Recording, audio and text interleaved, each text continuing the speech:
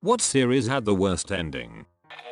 Alf. It ended on a cliffhanger in which Alf was taken captive by the government and taken off some secret research facility.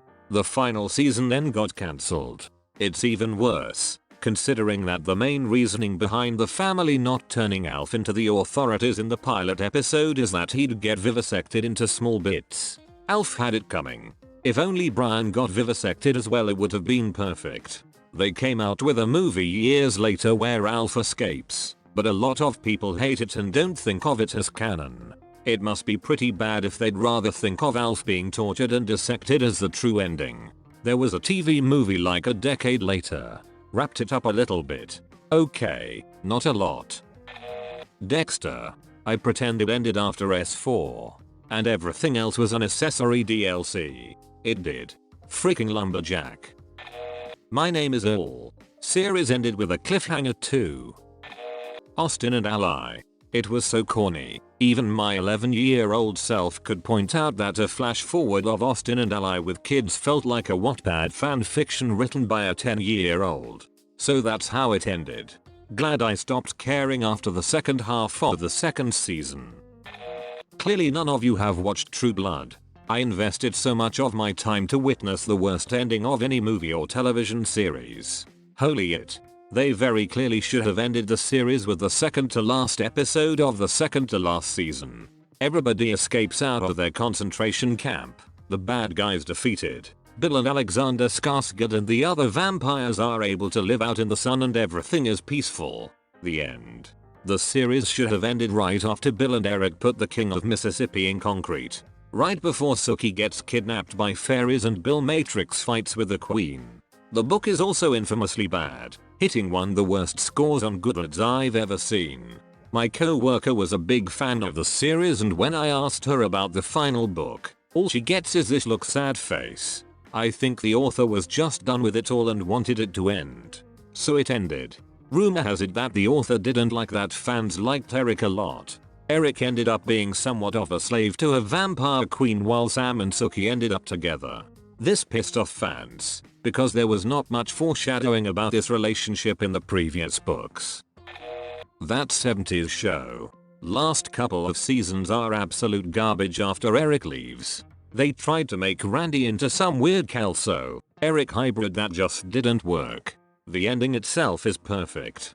Literally no better way than to end it as soon as the 80s hit. The whole season leading up to it? Utter garbage. Santa Clarita Diet. Cuz freaking cliffhanger.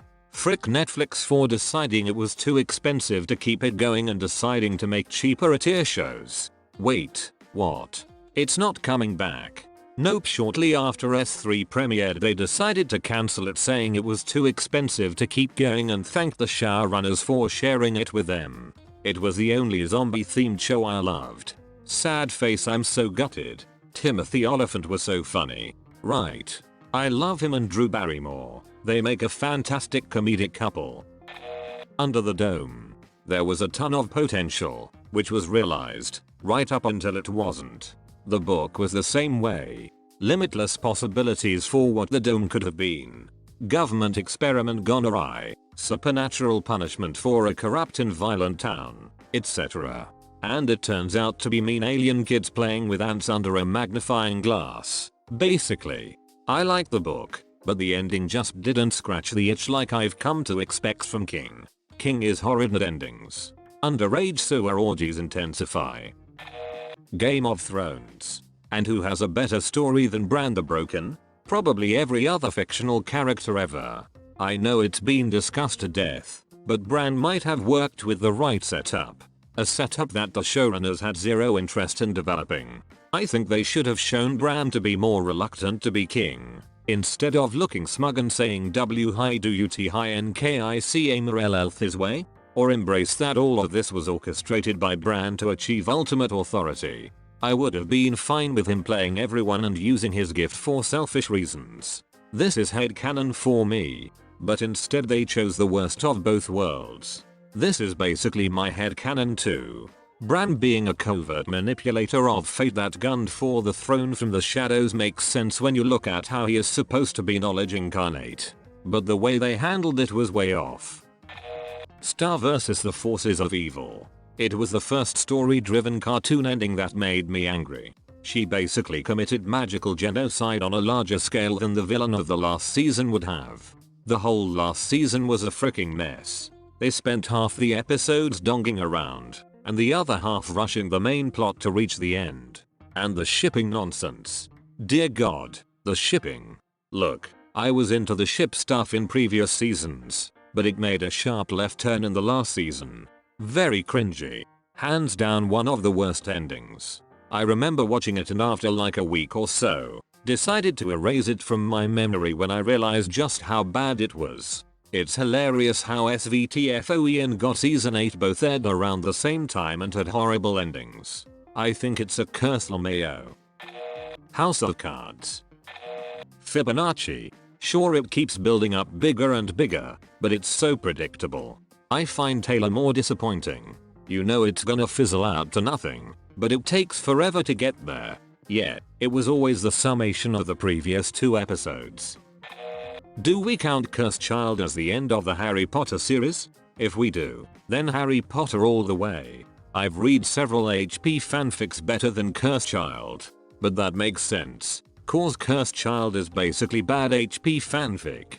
Honestly, a very Potter sequel managed time pull off a much better time travel, Hogwarts invasion story. It's about as canon as My Immortal. I don't care what JK has to say. I'd argue that My Immortal should be canon before Cursed Child ever is. Seems 1,000,000x more likely and in character that everyone would be Satanists, Voldemort would cross-dress, and that Harry and Draco would have a gay 4-way with Enderby and a young Tom Riddle. Why would she be okay with Harry being a ratty father? That's what upsets me the most. But if I remember correctly, I really enjoyed the bit with Snape. How I Met Your Mother. I feel like it was a big F you to the fans. The whole season being dedicated to Barney and Robin's wedding only to have them divorce 3 years later. Throwing Tracy under the cancer, illness, bus. Come on. And I don't know if this counts, because I'm not sure if there will be another season or not, but Veronica Mars. Now that was a giant middle finger to the fans. I felt so bad for the mother Tracy. Ted wasn't telling his kids the story of How I Met Your Mother. He was actually asking his kids, can I date your Aunt Robin? I know that Ted always loved Robin, but the ending made it seem like Tracy was just a phase. Robin couldn't have kids, so he found Tracy to have his kids and then gave her a disease when she wanted to actually marry him and be financially connected. Now that she's out of the way, Ted and Robin can live with their kids in peace. Dude, I honestly thought him was going to be at the top of this list. That awful ending for Veronica Mars broke me. That one show where the entire show took place in a snow globe that belonged to a dude with autism. Sin elsewhere. How I Met Your Mother. I always felt the mother dying wasn't the wrong ending. I think Ted going after Robin was the primary issue.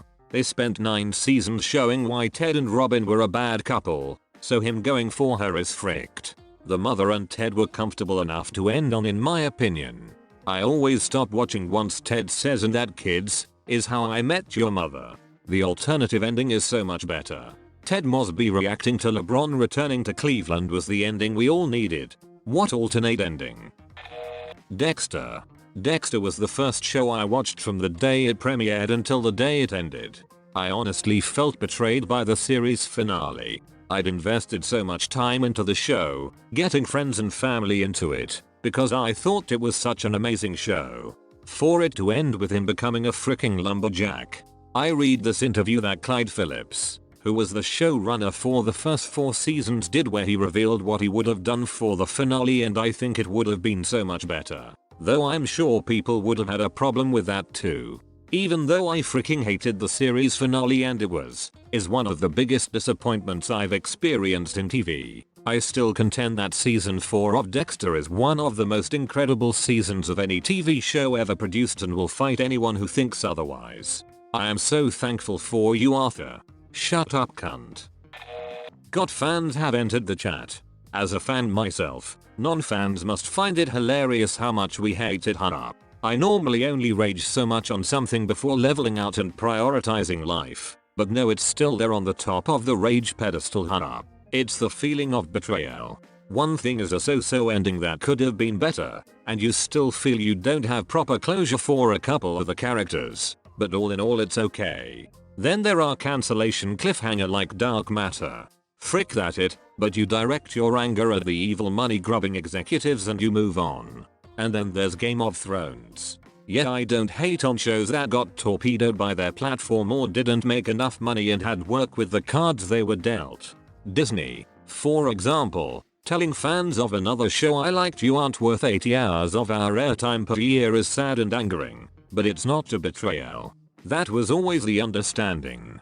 They air the show because they get money from merch and ads. I don't like it, but I understand. Game of Thrones hit so hard because D&D could have asked to film on the moon and HBO would have funded a rocket. They had all the tools they needed, and they used those tools to punish the fans for becoming invested. Death Note. They should have ended it when Elle died, or made Elle the one to defeat Kira, not some random orphans from the Gifted Kids program. Every time I rewatch it I stop when Elle dies. The whole dynamic between Kira and Elle was what made the show interesting for me. I watched to the end, but I enjoyed watching Elle and Kira more than N and Kira. Yeah, I really hated N. The show got worse when he took over Elle. That being said, I think the final episode was really well done, even if I disliked the outcome.